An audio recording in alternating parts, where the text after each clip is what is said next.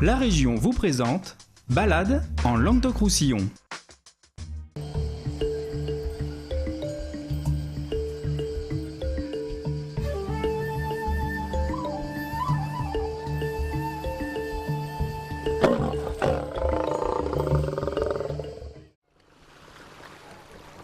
Il existe une fleur, fragile et cristalline, qui ne se cueille qu'en été jusqu'à la mi-août. Fruit du soleil et du mistral, elle fait la fierté d'Aigues-Mortes. De sa belle couleur rosée originelle, on lui donne le nom de fleur de sel.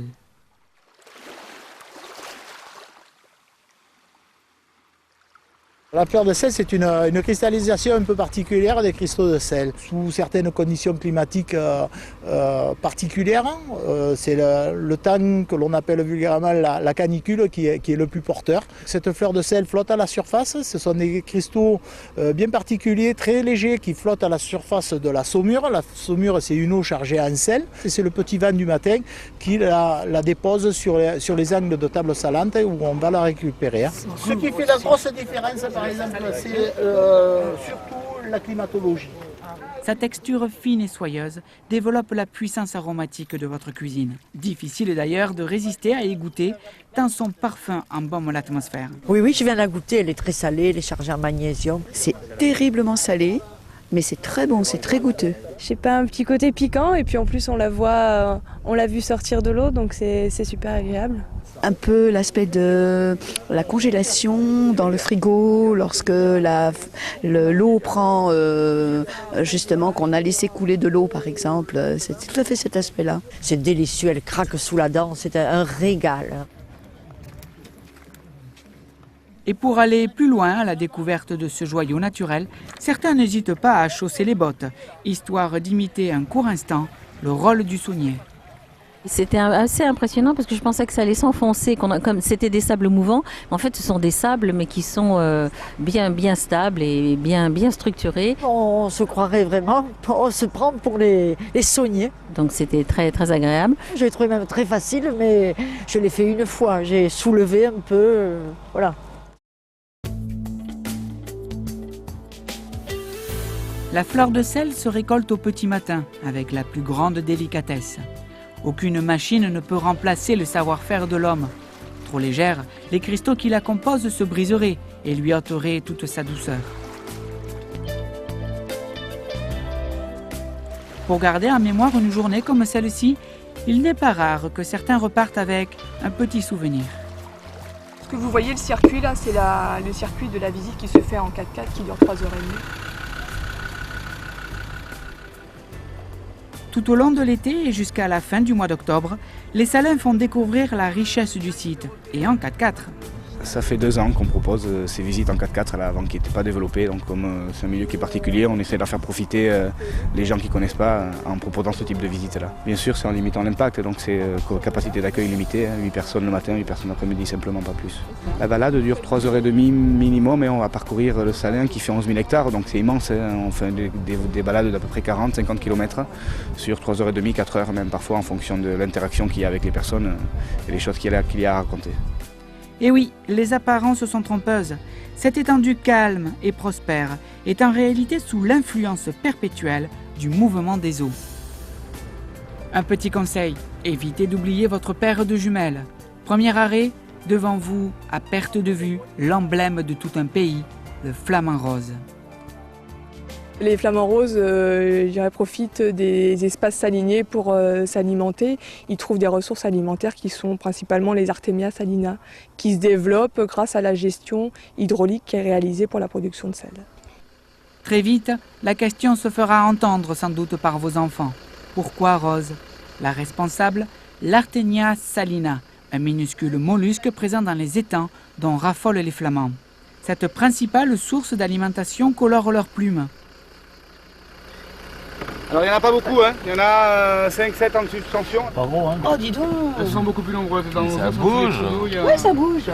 C'est vivant. Vivant et surtout difficile à photographier. Au total, au printemps comme en été, ce ne sont pas moins de 5000 espèces que l'on peut observer au Salin d'Aigues-Mortes, soit la moitié des effectifs du littoral méditerranéen. Ces 11 000 hectares de zones humides que sont les salins d'Aigues-Mortes constituent un écosystème unique et fragile, façonné par la saliculture et donc un peu par l'homme. Ah, les canaux, ils ont été construits pour l'activité, la production de sel. Et après, tous les étangs qu'on voit sont naturels. Et après, toutes les digues là, sur lesquelles on circule ont été réalisées par les saliniers. Plus loin, deuxième halte. Là encore, c'est un autre univers qui se dévoile sous vos yeux. Il suffira de balayer l'horizon du regard pour contempler des paysages uniques aux frontières du contemporain.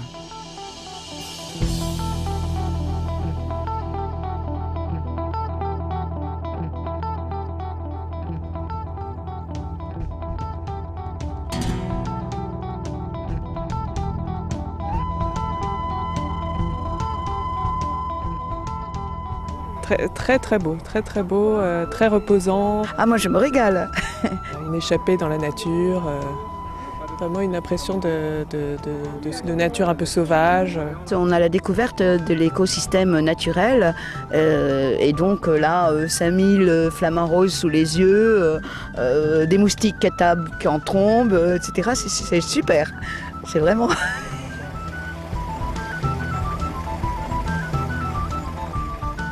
Que ce soit un jeep ou un petit train, viendra ensuite la visite du musée Souvenir et de sa projection, histoire de vous rappeler que nulle part ailleurs, vous n'aurez la chance de revoir un patrimoine aussi riche que celui-ci. Super, dépaysante. C'est très intéressant, c'est dans un cadre splendide, on a eu un petit peu de lumière. Des paysages magnifiques et puis on découvre la fleur de sel, moi je ne connaissais pas du tout. J'ai toujours avait envie de voir un petit peu comment ça marche, les salins. Je ne me doutais pas que la fleur de sel c'était si dur, on va dire, si compliqué à récolter. Ce travail qui reste un travail artisanal, qui arrive depuis des siècles et des siècles, c'est superbe. Et je trouve que c'est extrêmement bien de voir les jeunes qui travaillent le sel. Je suis contente de la visite. La maintenance et les traditions, c'est superbe. L'histoire du salin d'Aigues-Mortes est antérieure aux plus anciennes traces écrites. Si les Romains y auraient à l'époque organisé une activité, aujourd'hui, 12 sauniers y perpétuent une tradition intergénérationnelle. Cette nature sauvage demeure sous l'étroite surveillance de l'homme. Un mariage qui prouve que l'harmonie et la modernité font bonne récolte.